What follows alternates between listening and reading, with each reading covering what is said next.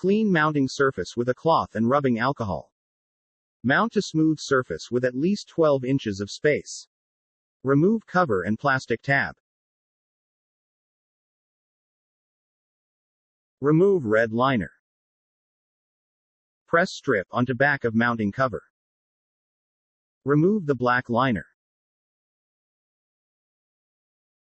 Press firmly for 30 seconds. To attach light, align notches and push down into place. This energy-efficient light only turns on when it's dark and it detects motion up to 12 feet. The light turns off after 30 seconds when no motion is detected to preserve battery life.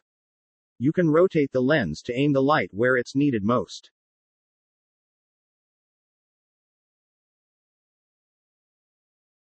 To change the batteries, pull the light upward. To remove the mounting cover from the wall, stretch the strip slowly against the surface at least 12 inches.